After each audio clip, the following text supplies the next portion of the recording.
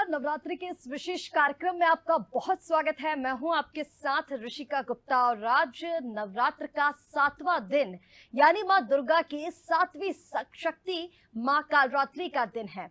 आज मां कालरात्रि की उपासना की जाती है, उनकी पूजा अर्चना की जाती है।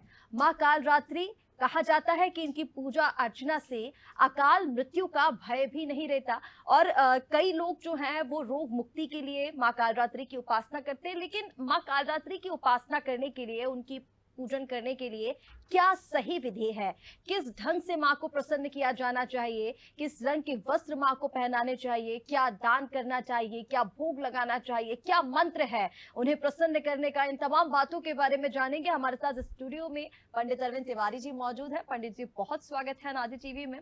पंडित जी, आज 7वां दिन है मां दुर्गा की 7वीं शक्ति यानी मां कालरात्रि की उपासना का दिन।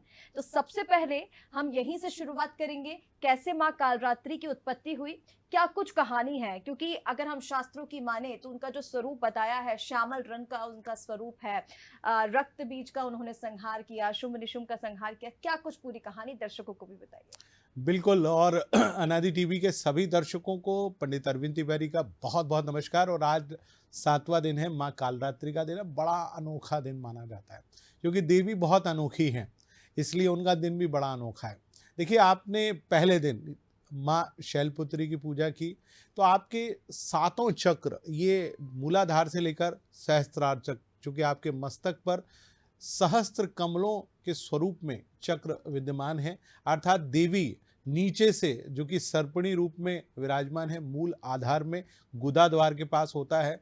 एक एक चक्र का भेदन करते हुए आप यहाँ पर कुंडलिनी शक्ति को लेकर आते हैं। तो यही शक्ति आपका शिव से मिलन कराती है, यानी उस काल काल माने जो काल से परे हो, यानी समय से परे हो, उस भगवान शिव से आपकी मुलाकात कराने वाली एकमात्र देवी हैं काल रात्रि। काल का मतलब होता है समय, काल का मतलब होता है अंधकार भी होता है।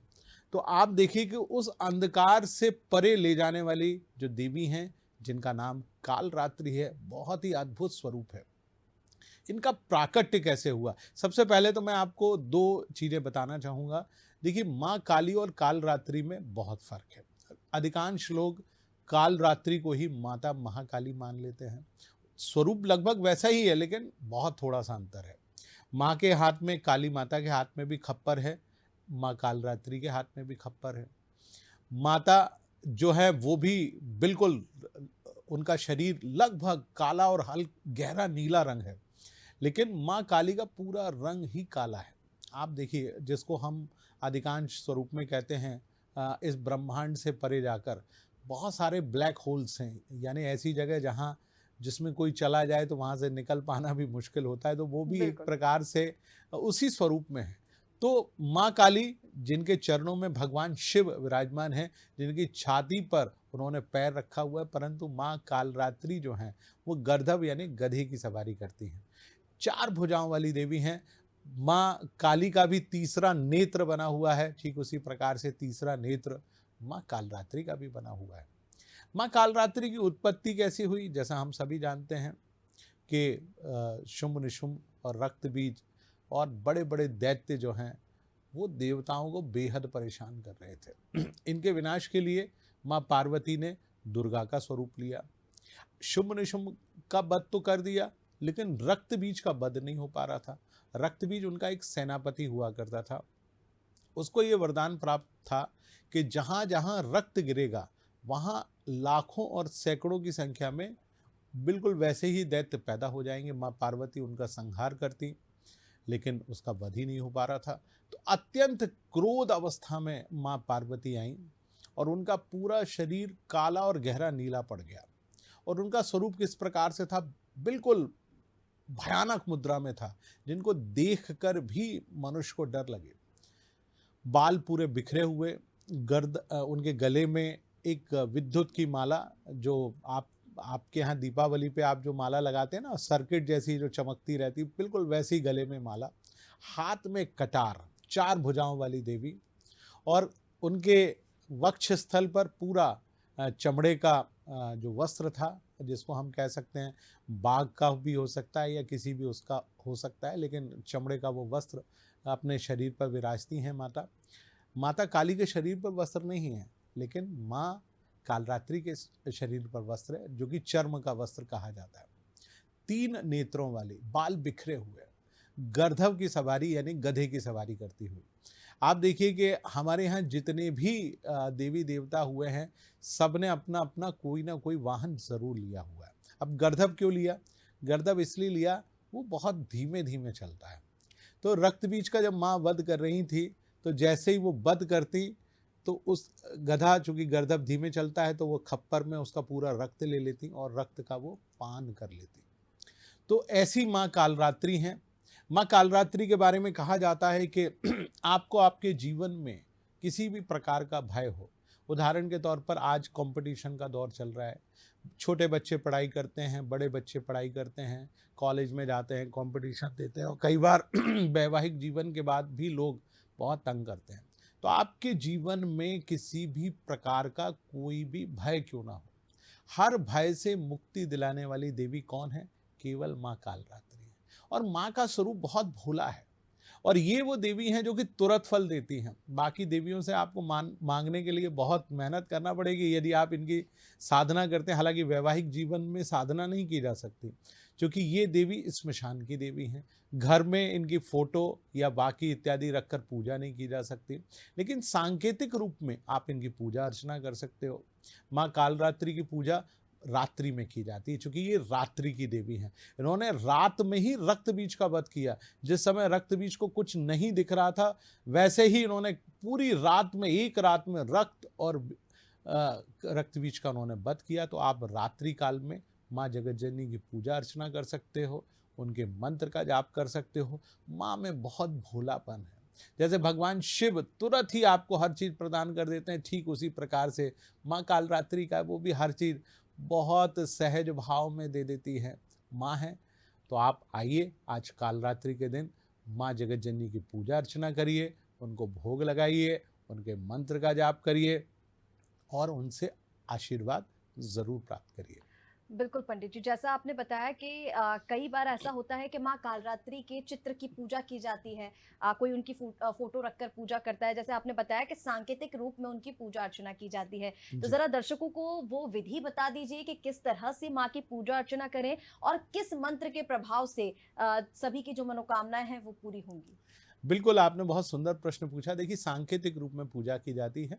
माँ कालरात्रि का फोटो अमूमन घर में नहीं लगाया जाता, लेकिन आपके घर में माँ दुर्गा या माता पार्वती का यदि कोई विग्रह, विग्रह का तात्पर्य होता है मूर्ति हो। मूर्ति कई प्रकार की हो सकती है, स्टील की हो सकती है, कांसे की हो सकती है, पीतल की हो सकती है, तांबे की हो सकती है, या चांदी या स्वर्ण की भी आपके पास प्रतिमा हो सकती है। तो आप आज के दिन, थोड़ा सा विधि अलग है, तो आज के दिन एक बार माँ जगत जननी को पुनः प्रतिस्थापित करें अपने घर में। कैसे करेंगे? सबसे पहले उस स्थान, चूँकि उत्तर पूर्व की जो दिशा है, जो खासतौर से पूजन की दिशा होती है, लेकिन माँ की आज प्रतिमा को थोड़ा सा दक्षिण मुखी कर दीजिए, क्योंकि माँ कालरात्रि दक्षिण में निवास करती हैं। तो थोड़ा सा प्रतिमा को ऐसा करिए कि वो उनकी पीठ उत्तर की तरफ हो, यानी आप उत्तर की तरफ देखें, और माँ का जो विग्रह है वो दक्षिण के मुख की तरफ हो या दक्षिण पश्चिम की दिशा की तरफ वो देखें। आज के दिन आपको कुछ नीली चीज़ों का इस्तेमाल करना है। उदाहरण के तौर पर आप नील कमल, जो कि नीले रंग का आता है, थोड़ा सा आपको आसानी से मिल जाएगा बाजार में, तो कोशिश करिए 7 कमल के पुष्प आपको यदि मिल जाएं। अपराजिता एक बहुत सुंदर सा पेड़ होता है जो कि नीले पुष्प का होता है, और माता के विग्रह को चढ़ाने के लिए बहुत ही शुभ माना जाता है। तो अपराजिता के पुष्प आप इकट्ठे कर लीजिए। इसके अलावा आपको एक और चीज़ बताते हैं। आपने देखा होगा भगवान शिव को नीले अकाव के पुष्प भी चढ़ते हैं, या धतूरा भी जो है वो हल्का सा नीला रंग का भी आपको बाजार में मिलता है। ये भी आप इनमें से जो भी पुष्प हो सहज रूप में आप इकट्ठा कर लीजिए। अच्छा, माता के विग्रह को आज आपको स्नान कराना है, तो थोड़ा सा आपको तिल का तेल ज़रूर लेना पड़ेगा। काले तिल का तेल बाजार में बहुत आसानी से मिल जाता है। रक्त चंदन आपको बहुत आसानी से घर पे मिलेगा।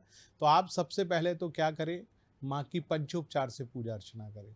पंचोपचार में दूध, दही, घी, शहद और शक्कर, इसका आप करें, लेकिन शक्कर का इस्तेमाल आप थोड़ा बाद में करिएगा।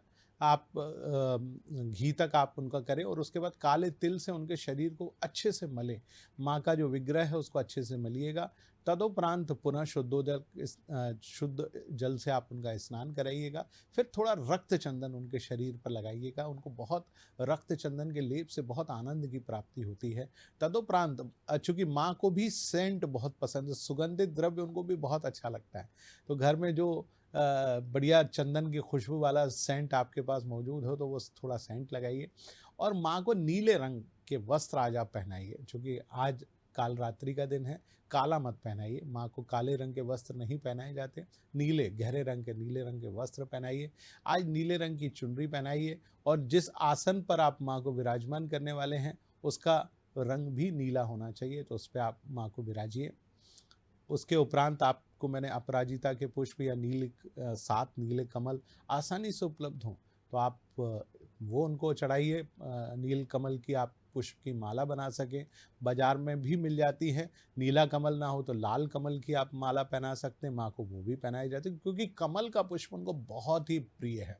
और आज क्यों कमल का पुष्प चढ़ाया जाता है? क्योंकि आपके मस्तिष्क में सहस्त्र कमल 1000 कमल से बना हुआ सहस्त्रार्ध चक्र होता है। तो आज आप कमल का पुष्प चढ़ाएंगे तो आपके मस्तिष्क में जो सहस्त्रार्ध चक्र है वो जागृत होगा और माँ की अनुकंपा आपको प्राप्त होगी। इसके बाद आज माँ को भोग क्या लगता है? गुड़ से बनी हुई सामग्रियों का आज भोग लगाया जाता है, लेकिन माँ को काली उड़द से बनी हुई चीज़ों का भी भोग लगता है। काली उड़द से बनी हुई चीज़ आपके घर के बिल्कुल पास में प्राप्त होती है, यानी इमरती। आपके हर घर के पास में कोई ना कोई मिठाई वाला इमरती ज़रूर बनाता है। तो आज कोशिश करें 7 इमरतियाँ ज़रूर वहाँ से लेकर आएँ और पान के पत्ता 7 पान के पत्ते लीजिए, 7 इमरती लीजिए, माँ के सम्मुख आप उनको रख दीजिए।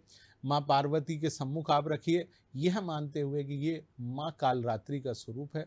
उनके सामने रखिए, भोग लगाइए, माँ की आरती करिए और माँ का मंत्र बहुत ही सुंदर है। आप उस मंत्र का जाप करिए, उससे माँ एकदम प्रसन्न होंगी। मंत्र क्या है?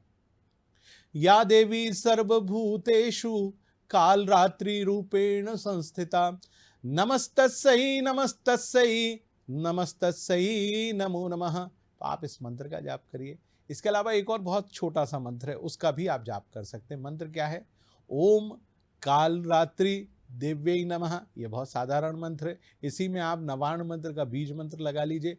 ओम ऐं ह्रीं क्लीं कालरात्रि देव्यै नमः। तो आप इस मंत्र का भी जाप कर सकते हैं। कम से कम 108 बार जरूर पढ़ना चाहिए। रात्रि काल में आप जितना पढ़ेंगे, देखिए नवरात्रि है, 9 माताओं की 9 अलग अलग रात्रियां हैं, यानी सायं 7 बजे से लेकर सुबह 5 बजे तक, जब तक सूर्योदय ना हो जाए, आप इस दौरान माँ जगत जननी की पूजा करिए। काल रात्रि की पूजा तो मध्य रात्रि प्रातः 3 बजे से 5 बजे के बीच में ही की जाती है, क्योंकि ऐसा माना जाता है कि उस समय हमारे ब्रह्मरंध्र, ये हमारा जो पीछे का हिस्सा है जहाँ पर शिखा होती है, यहाँ से अमृत का पान हमारी जिह्वा पर होता है। तो आप उस समय यदि माँ कालरात्रि की पूजा अर्चना करेंगे तो माँ कालरात्रि आपको वो अमृत पान यानी सोमरस, जिसको अमृत भी कहा जाता है, सोमरस का तात्पर्य कतई मदिरा नहीं होती है। यदि आपको सोमरस के बारे में जानना है तो आप ऋग्वेद में पवमान सूक्तम करके एक बहुत अध्याय है, हालांकि संस्कृत में है, आप उसको पढ़िए कि उसमें कितनी औषधियाँ मिलाई जाती थी जिसके कारण देवताओं को अमृतत्व की प्राप्ति होती थी। तो वो अमृत की बूंदें प्रातः काल केवल काल रात्रि के दिन 3 से 5 बजे के बीच में आपके ब्रह्मरंध्र के माध्यम से आपकी जिह्वा पर गिरती हैं। तो आइए उस दिन माँ के मंत्र का जाप करें, दुर्गा सप्तशती का जाप करें, ताकि आप उस अमृत की बूंदों को प्राप्त करके अपने जीवन को आनंदमय बना सकते हैं। बिल्कुल, तो इस तरह से आप माँ कालरात्रि की पूजन अर्चन कर सकते हैं। क्या कुछ भोग लगाना है वो भी पंडित जी ने बताया। लेकिन पंडित जी, हमने क्योंकि जाना, जैसे कि आपने बताया कि माँ कालरात्रि जो है, अकाल मृत्यु का भय उन लोगों को नहीं होता जो माँ कालरात्रि की पूजा अर्चना करते हैं। इसके साथ ही रोग मुक्ति के लिए माँ की उपासना की जाती है। तो अगर किन्हीं लोगों को कोई रोग है, क्योंकि हमने देखा है डिजिटल का ज़माना है, यूट्यूब पर देखकर लोग कई तरह के उपाय करते हैं। अब तो नवरात्र में तो कई तरह के उपाय किए जाते हैं, लेकिन जो जिनको कोई रोग है, वो रोग मुक्ति के लिए क्या उपाय माँ कालरात्रि के कर सकते हैं जिनसे उन्हें रोग मुक्ति हो जाए? बहुत अद्भुत प्रश्न है। देखिए, माँ कालरात्रि की यही विशेषता है, भय, शोक, संताप और रोग, इनसे मुक्ति दिलाती हैं। तो आपको रोग मुक्ति के लिए क्या करना चाहिए? देखिए, उन्होंने इस आपने आज से कुछ साल पहले देखा होगा कि कोरोना नाम का एक रक्त बीज जैसी बीमारी इस पूरे ब्रह्मांड को आई थी। माने जहाँ कोई भी व्यक्ति जाता था उसको कोरोना हो जाता था, जो भी व्यक्ति के संपर्क में आया उसको कोरोना हो गया, यानी रक्त बीज का स्वरूप था। उस हम्म। समय भी मैंने लोगों से कहा कि आप कालरात्रि की पूजा करें। कालरात्रि की पूजा अर्चना करने से आदमी के हर प्रकार के रोगों से मुक्ति होती है। देखिए, कालरात्रि का मैंने आपको स्वरूप बताया, उनसे किन किन रोगों की रक्षा हो सकती है, हर प्रकार। खास तौर से जो लोग कैंसर से पीड़ित हैं, खास तौर से ऐसे लोग जो कि किडनी रोगों से पीड़ित हैं, खास तौर से ऐसे लोग जो मस्तिष्क विकार से पीड़ित हैं, ऐसे लोगों को माँ कालरात्रि की पूजा ज़रूर करना चाहिए। कैसे आपको मुक्ति मिले, इसका मैं आपको 3 प्रकार आपको बताए देता हूँ। यदि आप कैंसर से पीड़ित हैं, तो आज के दिन माँ कालरात्रि का आप अभिषेक गुड़ से बने हुए, गुड़ जल में थोड़ा सा गुड़ मिला लीजिए, वो जल पूरा गुड़ उसमें घुल जाएगा, उससे माँ का मंत्र बोलते हुए आप अभिषेक करिए। मंत्र क्या, एक बार पुनः दोहरा देता हूँ। या देवी सर्वभूतेषु कालरात्रि रूपेण संस्थिता, नमस्तस्यै नमस्तस्यै नमस्तस्यै नमो नमः। तो आपके जीवन में इस बीमारी से आपको मुक्ति मिलेगी। यदि आपको किडनी, लीवर या इस प्रकार के रोगों से आप ग्रसित हैं, तो आज माँ कालरात्रि को आपको 3 चीज़ें ज़रूर चढ़ाना चाहिए, और उस चीज़ों को चढ़ाने के लिए बहुत साधारण सी चीज़ें हैं। आप ले लीजिए पान का पत्ता, पान के पत्ते पर गुड़ रख लीजिए, और गुड़ के साथ साथ आप इलायची रख लीजिए। 7 पत्ते आप उनके सम्मुख रखिए, 7 पान के पत्तों के ऊपर गुड़ और इलायची रख लीजिए, और माँ के मंत्र का जाप करिए, या हो सके तो दुर्गा सप्तशती में, खास तौर से जब माता ने रक्त बीज का जो वध किया था उस समय, उस दोनों अध्यायों को यदि आप पढ़ते हुए माँ कालरात्रि की पूजा करते हैं, माँ के सम्मुख ये रखे हुए हैं, और फिर बाद में जब नवरात्रि हो जाए तब आप एक एक पत्ते का सेवन करते हैं, जो आपने सामग्री रखी हुई है, मुझे लगता है 7 दिन में माँ जगत जननी आपको इन रोगों से भी मुक्ति दिलाएगी। अच्छा, इसके अलावा भी आदमी के जीवन में कई प्रकार के रोग हो जाते हैं। मानसिक रोग है, तो माँ जगत जननी को आप आज के दिन दुग्ध से स्नान कराएं, उनका मंत्र बोलते हुए, उससे भी वो बेहद प्रसन्न होंगे। इसके अलावा यदि आपको संतान की प्राप्ति भी नहीं हो पा रही है, तब भी आप माँ कालरात्रि की पूजा अर्चना कर सकते हैं, लेकिन आपको उसमें माँ स्कंद माता की पूजा, जब उन्होंने स्कंद को जन्म दिया था कुमार कार्तिकेय को, वहाँ से लेकर रक्त बीज तक की कथा आपको उनको सुनाना पड़ेगी, संस्कृत में सुनाना पड़ेगी। आप सुनाएंगे तो आपके घर में बहुत सुंदर सी संतान का जन्म अवश्य होगा। बिल्कुल ठीक पंडित जी, अब तो रोग मुक्ति का उपाय भी दर्शकों को पता चल गया है, तो विशेष तौर पर अगर आप इस तरह से उपाय करते हैं, माँ कालरात्रि की पूजा अर्चना करते हैं, तो निश्चित तौर पर आपको रोग से मुक्ति मिलेगी। और अब सबसे महत्वपूर्ण जो प्रश्न है वो मैं आपसे पूछना चाह रही हूँ मुहूर्त को लेकर, क्योंकि मुहूर्त को लेकर हर बार हम देखते हैं किस पंचांग में माँ की पूजा अर्चना करनी चाहिए, लोग कैलेंडर लेकर बैठते हैं। अगर आप बता देंगे दर्शकों को कि किस मुहूर्त में पूजा करनी है तो वो बहुत अच्छा होगा सर। देखिए, सुबह प्रातःकाल 7:30 से 9 के बीच में आप पूजा करिए, लेकिन माँ कालरात्रि की पूजा मध्य रात्रि को होती है। आप मध्य रात्रि में 3 बजे से लेकर 5 बजे के बीच में आप ज़रूर दुर्गा सप्तशती का पाठ करें। यदि आपको संस्कृत नहीं आती तो हिंदी में पढ़ लें। आप यदि उनके मंत्र का जाप करना चाहते हैं, तो मैंने आपको बताया, ओम ऐं ह्रीं क्लीं कालरात्रि देव्यै नमः, इसका आप जितना बार जाप कर सकते हैं, 108 से लेकर जितनी मालाएं आप जाप कर सकते हैं ज़रूर करिए। माँ कालरात्रि की सुबह भोर से पहले आरती ज़रूर करिए। माँ कालरात्रि को आप नीले रंग का पुष्प यानी अपराजिता ज़रूर चढ़ाइए।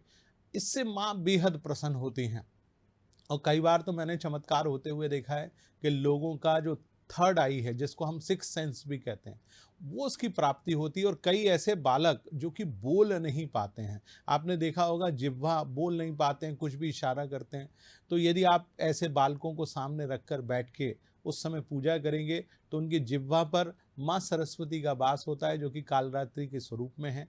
आप उनकी पूजा अर्चना करेंगे, ज़रूर लाभ मिलेगा।